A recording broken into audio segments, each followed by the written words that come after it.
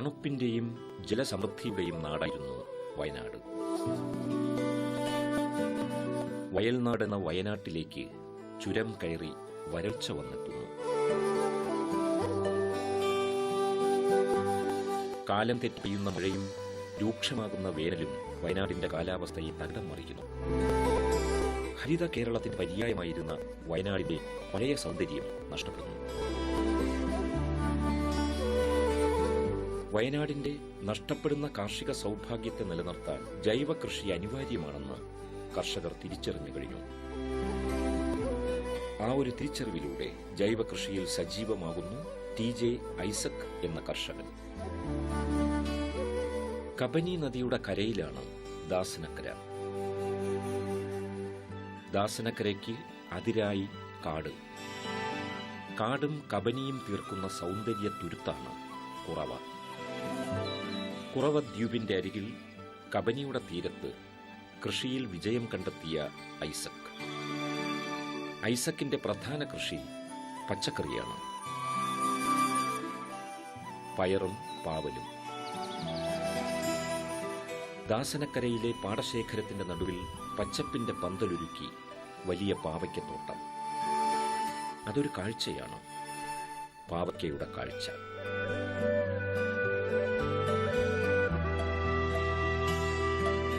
തീർത്തും ജൈവ രീതിയിലാണ് പച്ചക്കറി കൃഷി. അതുകൊണ്ട് തന്നെ വിഷം തീണ്ടാത്ത പച്ചക്കറികൾ വാങ്ങാൻ ആവശ്യക്കാർ ഐസക്കിന്റെ തോട്ടത്തിലെത്തുന്നു. എൻ്റെ ഒരു 15-ാം വയസ്സ് ആയപ്പോൾ തൊട്ട് ഞാൻ പച്ചക്കറി കൃഷിയിലേക്ക് തിരിഞ്ഞതാണ്.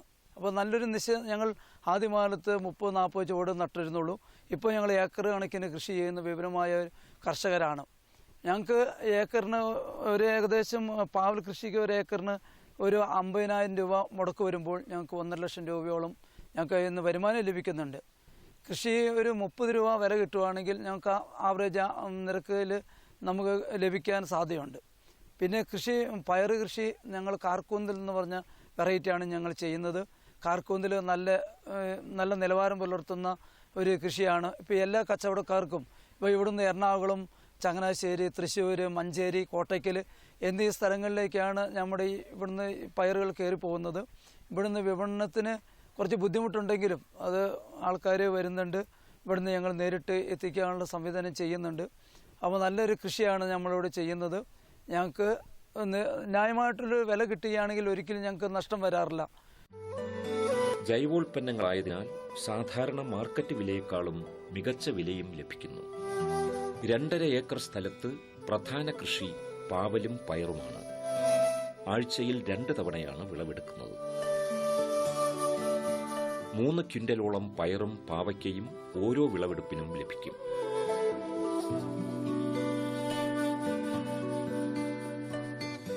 അത്യുൽപാദന ശേഷിയുള്ള വിത്തിനങ്ങളാണ് ഐസക് കൃഷിക്ക് ഉപയോഗിക്കുന്നത്.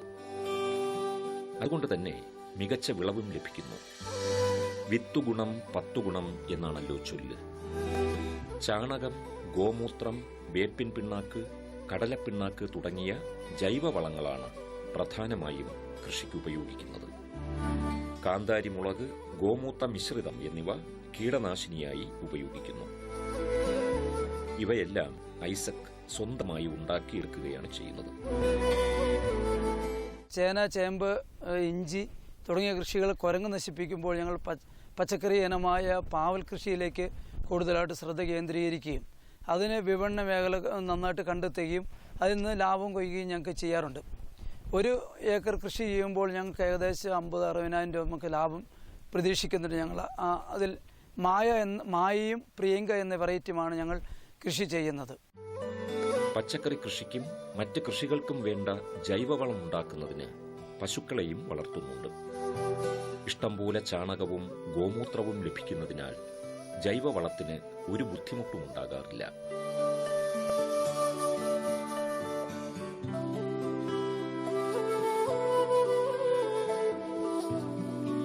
പാൽ വിൽപ്പനയിലൂടെയുള്ള വരുമാനം വേറെയും. ശുദ്ധമായ പാല് എന്നതുകൊണ്ട് ഐസക്കിന്റെ അയൽക്കാരെല്ലാം പാല് വാങ്ങാനെത്തും. പശു വളർത്തൽ, കറവ, പാല് വാങ്ങാൻ അയൽക്കാരെത്തുക, ഇഷ്ടംപോലെ ചാണകമുണ്ടായതിനാൽ തഴച്ചു വളരുന്ന പച്ചക്കറി കൃഷി, ഇതെല്ലാം നമ്മുടെ ഗ്രാമ സംസ്കൃതിയുടെ കാർഷിക അടയാളപ്പെടുത്തലുകളാണ്. ഐസക്കിനെ പോലുള്ള കർഷകർ കാർഷിക സംസ്കാരത്തിന്റെ പാരമ്പര്യം കൈമോശം വരാതെ സൂക്ഷിക്കുന്നു. അതോടൊപ്പം കൃഷിയിൽ സജീവമാകുന്നു. 10 വർഷം മുമ്പ് ദാസനക്കരയിലെ കർഷകരെല്ലാം ചേർന്ന് ഹരിതസംഘം രൂപീകരിച്ചു. ഹരിതസംഘത്തിലെ കർഷകരുടെ കൂട്ടായ്മ ദാസനക്കരയിൽ ജൈവ പച്ചക്കറി കൃഷിയിൽ ശ്രദ്ധേയമായ നേട്ടങ്ങളുണ്ടാക്കി. വയനാട്ടിലെ ഏറ്റവും മികച്ച ജൈവ കൃഷിക്കുള്ള പുരസ്കാരം വരെ ഹരിതസംഘത്തെ തേടിയെത്തി. ഇപ്പോൾ നമ്മൾ നിൽക്കുന്നത് ദാസനക്കര പാടശേഖരത്തിലാണ്. പാടശേഖരത്തിലെ കർഷകർ 60ഓളം കർഷകർ പാടശേഖരത്തിലുണ്ട്. പക്ഷേ അവർക്ക് ഇപ്രാവശ്യത്തെ കാലാവസ്ഥ വ്യതിയാനം കൊണ്ട് വലിയൊരു നഷ്ടമാണ് ഉണ്ടായിരിക്കുന്നത്. വരൾച്ച കൊണ്ട് ഒരു 10-25 ഏക്കർ സ്ഥലത്തോളം വരൾച്ച കൊണ്ട് ഉണങ്ങിപ്പോയി. അതുമാതിരി തന്നെ മൂഞ്ഞ രോഗം പോലെ അങ്ങനെയുള്ള രോഗങ്ങൾ പിടിച്ചിട്ടും ഇപ്രാവശ്യത്തെ കൃഷി വളരെ മോശമായിരുന്നു. കൃഷിക്കാർക്ക് ഭയങ്കര വലിയ നഷ്ടമാണ് ഉണ്ടായിട്ടുള്ളത്. ഇപ്പോൾ വൈക്കോലിന് വേണ്ടി മാത്രം കൊയ്തെടുത്തു എന്നത് മാത്രമേ പറയാനായിട്ട് സാധിക്കുള്ളൂ. ഇപ്പോൾ ശരിക്കും നമുക്ക് ഈ പാടശേഖരത്തിന് നല്ലൊരു ഇറിഗേഷൻ പദ്ധതി വന്നു കഴിഞ്ഞാൽ ഏകദേശം 100 ഏക്കർ 100-125 ഏക്കറും വയൽ കൃഷി ചെയ്യാവുന്ന രീതിയിലുള്ള സൗകര്യം ഉണ്ട്. കവിനി പുഴ ഇതിൻ്റെ അരികത്തൂടെ ഒഴുകുന്നുണ്ട്. പക്ഷേ ഒഴുകുന്നുണ്ട് പറഞ്ഞിട്ട് കാര്യമില്ല. അത് പ്രയോജനപ്പെടുത്താനായിട്ട് ഞങ്ങൾ കുറേ കാലങ്ങളായിട്ട് ശ്രമിക്കുന്നുണ്ട്. അപ്പോൾ അതിൻ്റെ പേരിൽ അതിൻ്റെ ഒരു ഭാഗമായിട്ട് നടക്കുമെന്നുള്ള പ്രതീക്ഷയിലാണ് കർഷകരിക്കുന്നത്. മായ, പ്രിയങ്ക എന്നീ ഇനം പാവയ്ക്കയാണ് ഐസക് കൃഷി ചെയ്തുണ്ടാക്കുന്നത്. പുൽപ്പള്ളി ഗ്രാമത്തിനകത്തും വയനാട് ജില്ലയിലാകമാനവും ഇവിടെ നിന്നുള്ള പാവയ്ക്ക വിൽപ്പന നടത്തുന്നു. രാസവളങ്ങളോ രാസകീടനാശിനികളോ ഇല്ലാതെ തന്നെ പച്ചക്കറി കൃഷിയിലും മറ്റെല്ലാ കൃഷിയിലും നല്ല വിളവ് നേടാനാകുമെന്ന് അഭിമാനത്തോടുകൂടി ഐസക് പറയുന്നു.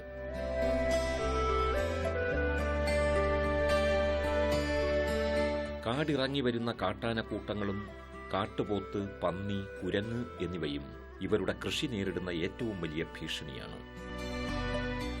ആനകൾ പച്ചക്കറികളും വാഴയും തെങ്ങും കണ്ണിൽ കണ്ടതെല്ലാം നശിപ്പിക്കുന്നു. കുരങ്ങന്മാരാണെങ്കിലോ പയറും വാഴയും നശിപ്പിക്കും.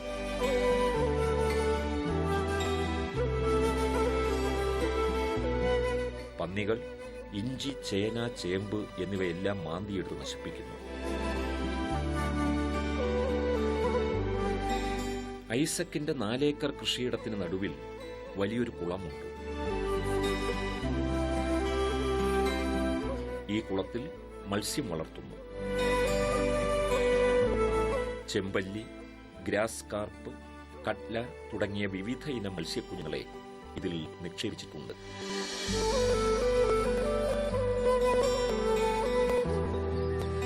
പുൽപ്പള്ളി പഞ്ചായത്ത് നടപ്പാക്കുന്ന മത്സ്യകൃഷി പദ്ധതിയിലൂടെയാണ് ഐസക്കിന് മത്സ്യക്കുഞ്ഞുങ്ങളെ ലഭിച്ചത്. സർക്കാരിന്റെ ഏത് കാർഷിക പദ്ധതിയും ഈ കർഷകന് ഫലപ്രദമായി ഉപയോഗിക്കാൻ കഴിയുന്നു. പുൽപ്പള്ളി പഞ്ചായത്തിലെ 19-ാം വാർഡ് ദാസനക്കര എന്ന സ്ഥലത്താണ് നാം ഇപ്പോൾ നിൽക്കുന്നത്. ഈ ദാസനക്കര എന്ന സ്ഥലത്ത് പച്ചക്കറി കൃഷിയാണ് ഏറ്റവും കൂടുതൽ ജനങ്ങൾ ആശ്രയിക്കുന്നത്. ഇവിടെ മറ്റ് കൃഷികളും സമ്മിശ്ര കൃഷിയായ നെൽകൃഷി, മറ്റു കൃഷികളും ഇവിടെ കൃഷി ചെയ്യുന്നുണ്ട്. എന്നിരുന്നാൽ തന്നെ ജനങ്ങളുടെ ദൈനംദിന ആവശ്യത്തിന് വേണ്ടിയിട്ടും അവർ പച്ചക്കറിയാണ് കൂടുതൽ ആശ്രയിക്കുന്നത്.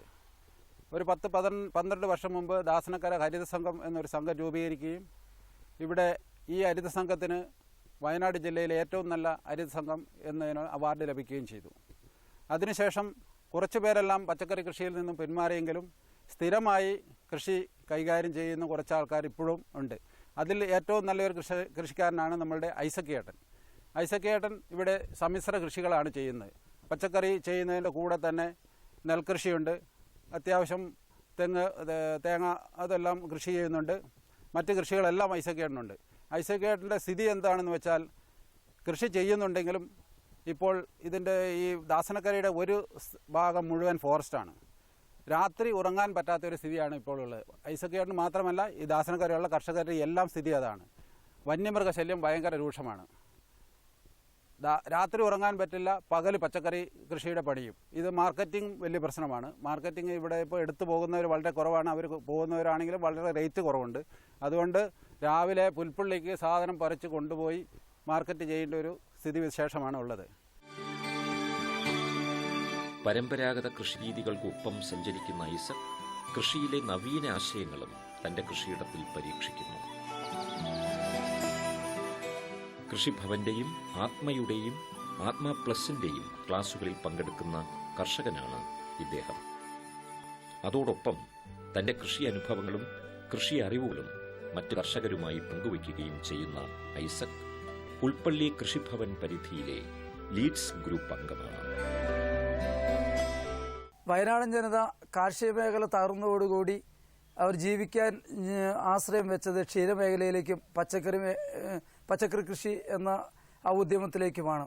അതിൽ വിജയിച്ചു നിൽക്കുന്നത് പച്ചക്കറി കൃഷിയും പശു വളർത്തലുമാണ്. ഞാൻ എൻ്റെ ചെറുപ്പകാലം തൊട്ട് തന്നെ എനിക്ക് 7 വയസ്സുള്ളപ്പോൾ തന്നെ എൻ്റെ വീട്ടിൽ പാരമ്പര്യമായിട്ട് അപ്പച്ചനും അമ്മയും പശുവിനെ വളർത്തുന്നുണ്ടായിരുന്നു. അന്ന് നാടൻ പശുക്കളായിരുന്നെങ്കിൽ അതിൻ്റെ ഉൽപ്പാദനത്തിൽ കുറവ് വന്നതോടുകൂടി ഞങ്ങൾ ക്ഷീരമേഖലയിലേക്ക് തിരിഞ്ഞ് ജേഴ്സി ഇനത്തിൽപ്പെട്ട പശുക്കളെ ഞങ്ങൾ വളർത്താനായിട്ട് തുടങ്ങി. ഞങ്ങൾക്ക് ജേഴ്സി ഇനത്തിൽപ്പെട്ട പശുക്കൾക്ക് പാലുൽപാദനത്തിൽ കൂടുതലാണ്. അപ്പോൾ എനിക്ക് 4 പശുക്കളുണ്ടായിരുന്നു. 2 പശുക്കളെ കറവ് പറ്റിയതുകൊണ്ട് ഞാൻ വിറ്റു.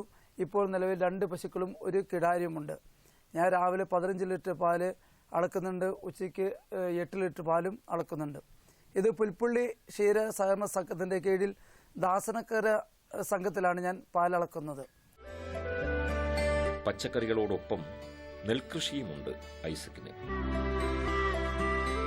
നെൽകൃഷിയുള്ളതിനാൽ പശു വളർത്തൽ എളുപ്പവും ലാഭകരവുമാകുന്നു. ആവശ്യത്തിനുള്ള വൈക്കോൽ ലഭിക്കുന്നു. നെൽകൃഷിയുണ്ടെങ്കിൽ നല്ല കുത്തിയേരി ചോറുണ്ണാം എന്നത് മനസ്സിൽ സന്തോഷമാണ്.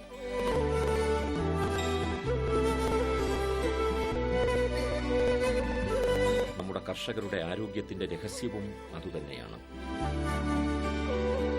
ശുദ്ധമായ പാല്, ശുദ്ധമായ പച്ചക്കറികൾ, ശുദ്ധമായ അരിയാഹാരവും.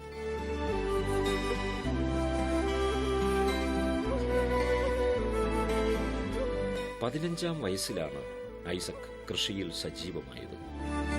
തന്റെ കൃഷിയിടത്തിൽ പൂർണ്ണമായും ശ്രദ്ധ കേന്ദ്രീകരിച്ച് കൃഷി തന്നെ ജീവിതം എന്ന് സമൂഹത്തിന് ബോധ്യപ്പെടുത്തിയ കർഷകൻ. അതുകൊണ്ടുതന്നെ 40 കൊല്ലക്കാലത്തെ കൃഷി അറിവുകളും അനുഭവങ്ങളുമുണ്ട് ഐസക്കിന്. കൃഷി ഒരിക്കലും ഒരു നഷ്ടമല്ല. കാലത്തിനും സമയത്തിനുമനുസരിച്ച് വൈവിധ്യമാർന്ന കൃഷികൾ ചെയ്യുമ്പോൾ കർഷകന് നഷ്ടം വരില്ലെന്ന് തന്റെ നെൽകൃഷിയിലൂടെ, പച്ചക്കറി കൃഷിയിലൂടെയും മറ്റ് കാർഷിക വിളകളിലൂടെയും ഐസക് സാക്ഷ്യപ്പെടുത്തുന്നു. പച്ചക്കറികൾ, നെൽകൃഷി എന്നിവയോടൊപ്പം ഐസക്കിന്റെ മറ്റൊരു പ്രധാന കൃഷിയാണ് ഇഞ്ചി.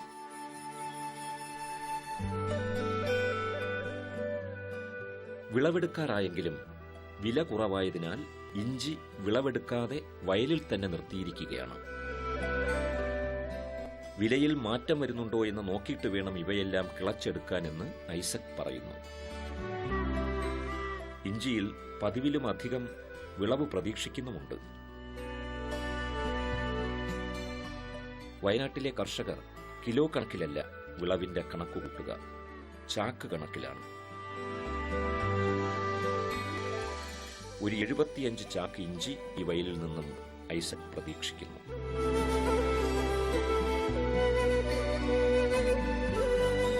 അത് സാധാരണ കിലോ കണക്കിലാകുമ്പോൾ 4500 കിലോ എന്നതാവും.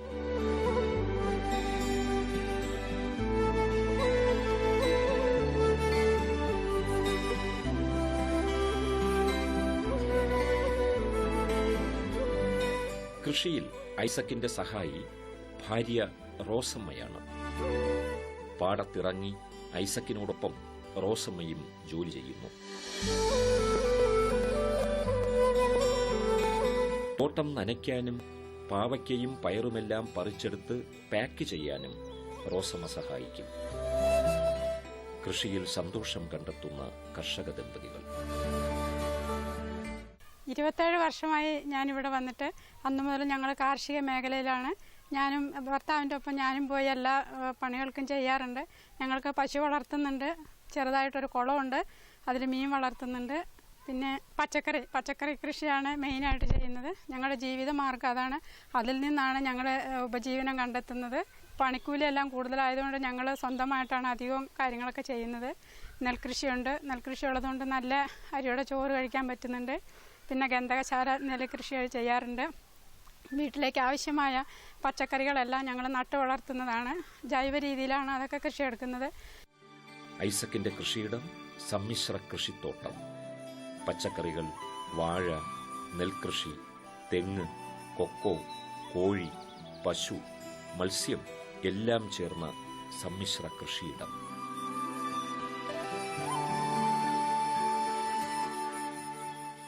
കന്നുകാലി തൊഴുത്തിലെ ചാണകം ഉപയോഗിച്ച് ബയോഗ്യാസ് പ്ലാന്റും പ്രവർത്തിക്കുന്നുണ്ട് ഇവിടെ.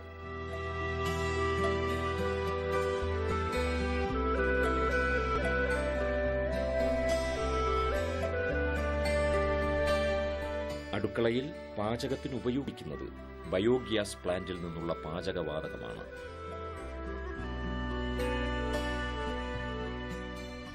വയനാട്ടിലെ കർഷകർ നേരിടുന്ന പ്രധാന പ്രശ്നമാണ് വന്യമൃഗങ്ങൾ കൃഷി നശിപ്പിക്കുന്നു എന്നത്. വിളവെടുക്കാറാകുമ്പോഴാണ് ആനയോ പന്നിയോ കുരങ്ങോ കാട്ടുപോത്തോ വയലിലിറങ്ങുക.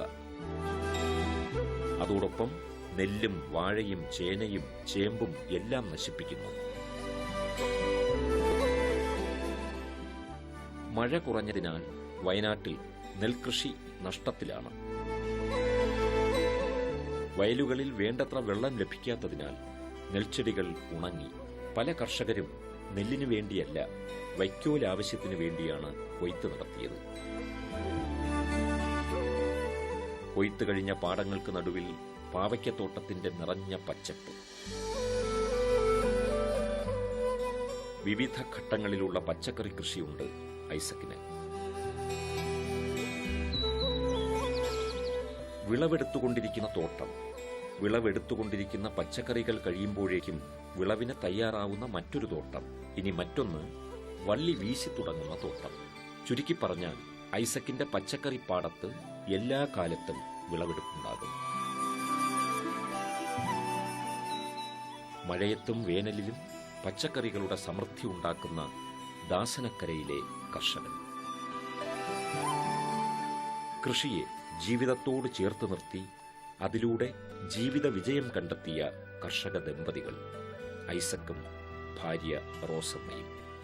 ജീവിതവും ജീവനോപാധിയും ഇവർക്ക് കൃഷി തന്നെ.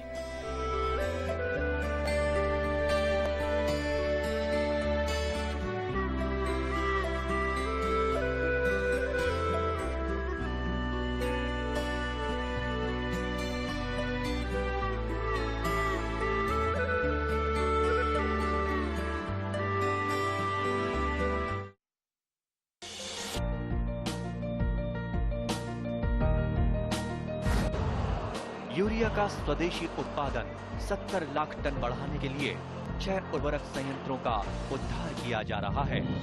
FCIL के गोरखपुर, सिंदरी, तलचर और रामागुंडम संयंत्र, HFCL की बरौनी इकाई और BVFCL की नामरू फोर्थ।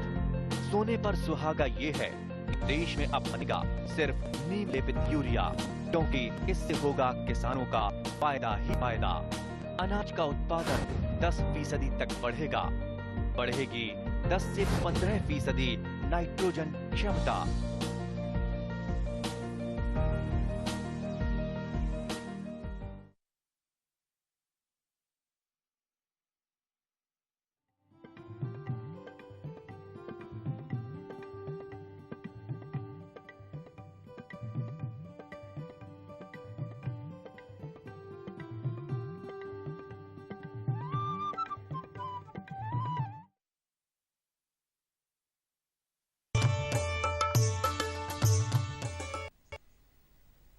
നമസ്കാരം. ദൂരദർശൻ കാർഷിക വാർത്തകളിലേക്ക് സ്വാഗതം. പ്രധാന വാർത്തകൾ. കാർഷിക പ്രദർശന വിപണന മേള കാർഷികം 2017 ഫെബ്രുവരി 8, 9, 10 തീയതികളിൽ. റബ്ബർ തോട്ടത്തിൽ ഇടവിളകൾ പരിശീലനം. വേനൽ ചൂടകറ്റാൻ കയർ പുൽത്തകിടി.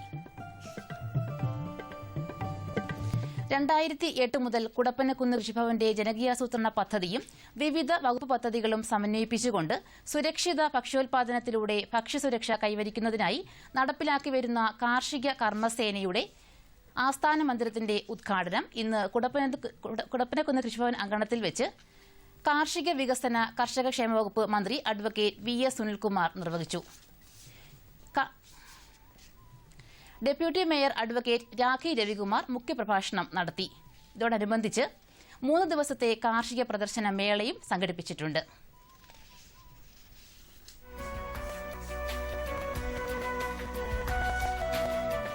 ഈ മന്ദിരം തിരുവനന്തപുരത്ത് ജൈവ കൃഷിയുടെ മേഖലയിൽ ഒരു വലിയ മാറ്റം ഉണ്ടാക്കും എന്നുള്ളതിൽ സംശയമില്ല. കാരണം ജൈവ കർഷകർക്ക് വേണ്ടുന്നതെല്ലാം ജൈവ കൃഷി പരിശീലന കേന്ദ്രം, ജൈവ ഉൽപ്പന്നങ്ങളുടെ മാർക്കറ്റ്, ഓഫീസ്, ഗ്യാരേജ്, കാർഷിക കർമ്മസേനകൾ കേരളത്തിലുടനീളം പ്രവർത്തിക്കുന്ന 201 കർമ്മസേനകൾക്ക് വേണ്ടുന്ന പരിശീലനം, പ്രായോഗിക പരിശീലനം, മെഷീൻ മെയിൻ്റനൻസ് ട്രെയിനിങ് ഉൾപ്പെടെ നൽകാൻ കഴിയുന്ന സംവിധാനങ്ങളാണ് ഇവിടെ വരുന്നത്. കേരളത്തിൽ കുടപ്പനക്കുന്ന് മാതൃകയിൽ മറ്റ് 200 കർമ്മസേനകൾ കൂടി കൃഷിവകുപ്പ് രൂപീകരിച്ച് പ്രവർത്തനം ആരംഭിച്ചിട്ടുണ്ട്. ഇത്തരത്തിൽ ഒരു വലിയ വിഭാഗം കർമ്മസേന, എല്ലാ കർമ്മസേനകൾക്കും അതോടൊപ്പം കൃഷിയെ സ്നേഹിക്കുന്ന, ജൈവ കൃഷിയെ സ്നേഹിക്കുന്ന മുഴുവൻ കർഷക മനസ്സുകൾക്കും വളരെ സന്തോഷമുള്ള ഒരു കാര്യമാണ് ഇന്നിവിടെ നടക്കുന്നത്.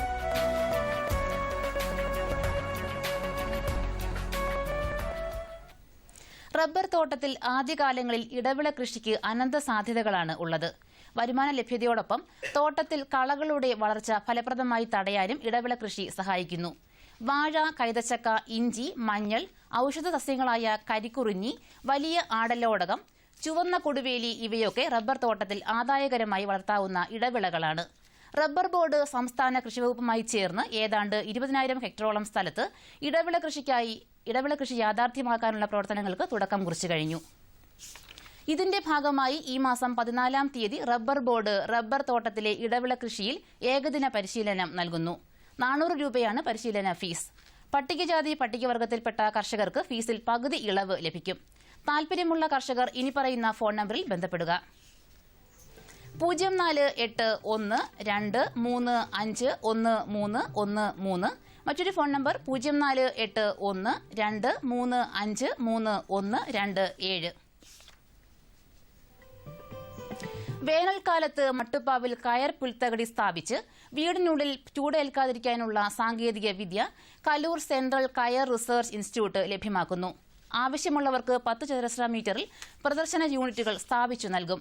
ഇതിനായി 2 തൊഴിലാളികളുടെ സേവനം വീട്ടുടമ ലഭ്യമാക്കണം. ഇതിനു പുറമെ കയർവിരികൾ മട്ടുപ്പാവിൽ വിരിച്ച് വെള്ളം തളിക്കുന്നത് വീട്ടിനുള്ളിൽ അനുഭവപ്പെടുന്ന ചൂട് കുറച്ച് തണുപ്പ് നിലനിർത്തും. കൂടുതൽ വിവരങ്ങൾക്ക് വിളിക്കാവുന്ന ഫോൺ നമ്പർ 0477225894. മറ്റൊരു നമ്പർ 0477225893. വീട്ടുമുറ്റത്ത് വളർത്താൻ യോജിച്ച സങ്കര മുട്ടക്കോഴിയായ റോഡോ വൈറ്റ് വെറ്റിനറി സർവകലാശാല വികസിപ്പിച്ചെടുത്തു. മികച്ച മുട്ടക്കോഴി ഇനങ്ങളായ റോഡോ ഐലൻഡ് റെഡ്, വൈറ്റ് ലെഗോൺ എന്നിവയുടെ സങ്കര ഇനമാണിത്. വർഷത്തിൽ 200ഓളം മുട്ട ലഭിക്കുന്ന റോഡോ വൈറ്റ് 5-ാം മാസം മുട്ടയിടാൻ തുടങ്ങും. നികുതിയടക്കം 30 രൂപ നിരക്കിൽ കോഴിക്കുഞ്ഞുങ്ങളെ തിരുവാഴംകുന്ന് വളർത്തുപക്ഷി ഗവേഷണ കേന്ദ്രത്തിൽ നിന്ന് ലഭിക്കുന്നതാണ്. വിളിക്കാവുന്ന ഫോൺ നമ്പർ 049242082006. മറ്റൊരു നമ്പർ 8281086206. VFPCKയുടെ വിത്ത് തൈ വിൽപ്പന കേന്ദ്രമായ കൃഷി ബിസിനസ് കേന്ദ്ര തിരുവനന്തപുരത്ത് പ്രവർത്തനം ആരംഭിച്ചു. ആനയറ വേൾ മാർക്കറ്റിൽ KSRTC ടെർമിനലിന് സമീപമാണ് ഓഫീസ്. വിവിധ ഇനം പച്ചക്കറി വിത്തുകൾ, തൈകൾ, ഫലവൃക്ഷ ഒട്ടുതൈകൾ, കുറിയ തെങ്ങിൻ തൈകൾ തുടങ്ങിയവ ഇവിടെ നിന്നും വാങ്ങാവുന്നതാണ്. വിളിക്കാവുന്ന ഫോൺ നമ്പർ 8281635530. പോത്തൻകോട് ബ്ലോക്ക് പഞ്ചായത്തിലെ ക്ഷീരകർഷകരുടെ കൂട്ടായ്മയായി ക്ഷീരകർഷക സംഗമം മേനംകുളം ക്ഷീരസംഘത്തിൽ നാളെ നടത്തുന്നു. കന്നുകാലി പ്രദർശനം, സെമിനാറുകൾ, പ്രദർശന മത്സരം, കർഷകരെ ആദരിക്കൽ എന്നിവ ഇവയോടൊപ്പം സംഘടിപ്പിച്ചിട്ടുണ്ട്. കർഷകന്റെ വരുമാനം ഇരട്ടിപ്പിക്കുക എന്ന ലക്ഷ്യത്തോടെ ഡബ്ലിംഗ് ഓഫ് ഫാർമേഴ്സ് ഇൻകം എന്ന മുദ്രാവാക്യവുമായി നബാർഡ് 2017-18 വർഷത്തെ പ്രവർത്തനങ്ങൾക്ക് രൂപം നൽകുന്നു. ഈ വർഷം 2167.26 കോടി കാർഷിക വായ്പ നൽകുകയാണ് ലക്ഷ്യം. നിലവിൽ കൃഷിയില്ലാത്ത ഭൂമിയിൽ കൃഷിയിറക്കാൻ 189.25 കോടി രൂപ വായ്പയായി നൽകും. അഗ്രി ക്ലിനിക്കുകൾ, അഗ്രി പാർക്കുകൾ, പൌൾട്രി ഫാമുകൾ, ഡയറി ഫാമുകൾ എന്നിവയ്ക്കും സഹായം നൽകും. ഇനി കമ്പോള നിലവാരം. വെളിച്ചെണ്ണ കൊച്ചി 13,600 രൂപ, വെളിച്ചെണ്ണ കോഴിക്കോട് 14,500 രൂപ, വെളിച്ചെണ്ണ തൃശൂർ 13,700 രൂപ, കൊപ്ര കൊച്ചി 9,145 രൂപ, കൊപ്ര കോഴിക്കോട് 9,200 രൂപ, കൊപ്ര തൃശൂർ 9,215 രൂപ, കുരുമുളക് അൺഗാർബിൾഡ് 60,900 രൂപ, കുരുമുളക് ഗാർബിൾഡ് 63,900 രൂപ, ചുക്ക് മീഡിയം 13,500 രൂപ, ചുക്ക് ബെസ്റ്റ് 14,500 രൂപ, മഞ്ഞൾ സേലം 9,600 രൂപ, മഞ്ഞൾ ഈറോഡ് 9,800 രൂപ, അടയ്ക്ക പഴയത് 19,000 രൂപ മുതൽ 20,000 രൂപ വരെ, കൊച്ചി റബ്ബർ RSS 5ാം ഗ്രേഡ് 15,100 രൂപ, റബ്ബർ RSS 4ാം ഗ്രേഡ് 15,900 രൂപ, കോട്ടയം റബ്ബർ RSS 5ാം ഗ്രേഡ് 15,000 രൂപ, റബ്ബർ RSS 4ാം ഗ്രേഡ് 16,000 രൂപ. കമ്പോള നിലവാരം. കൊച്ചി വെളിച്ചെണ്ണ 13,600 രൂപ, കൊപ്ര 9,145 രൂപ, പിണ്ണാക്ക് എക്സ്പെല്ലർ 2,300 രൂപ, പിണ്ണാക്ക് റോട്ടറി 2,700 രൂപ, കുരുമുളക് അൺഗാർബിൾഡ് 60,900 രൂപ, കുരുമുളക് ഗാർബിൾഡ് 63,900 രൂപ, ചുക്ക് മീഡിയം 13,500 രൂപ, ചുക്ക് ബെസ്റ്റ് 14,500 രൂപ, മഞ്ഞൾ നാടൻ 11,500 രൂപ, അടയ്ക്ക പുതിയത് 16,000 രൂപ മുതൽ 18,000 രൂപ വരെ, ജാതിക്ക തൊണ്ടൻ കിലോഗ്രാമിന് 250 രൂപ മുതൽ 275 രൂപ വരെ, ജാതിക്ക തൊണ്ടില്ലാത്തത് 440 മുതൽ 470 രൂപ വരെ, ജാതിപത്രി മഞ്ഞ ചുവപ്പ് 550 മുതൽ 600 രൂപ വരെ, ഗ്രാമ്പു 770 രൂപ, റബ്ബർ RSS 5ാം ഗ്രേഡ് 15,100 രൂപ, റബ്ബർ RSS 4ാം ഗ്രേഡ് 15,900 രൂപ, ഒട്ടുപാൽ 10,800 രൂപ, ലാറ്റക്സ് 10,000 രൂപ. കാലാവസ്ഥ. കണ്ണൂർ കൂടിയ താപനില 33.9 ഡിഗ്രി സെൽഷ്യസ്, കുറഞ്ഞ താപനില 23.8 degree Celsius, Kozhikode 34.5, 24.5, Kochi 33.6, 23.2, Alappuzha 32.1, 24.2, Punalur 36.2, 19.8, Thiruvananthapuram 32.4, 22.6 degree Celsius. കാർഷിക വാർത്തകൾ സമാപിച്ചു. നമസ്കാരം.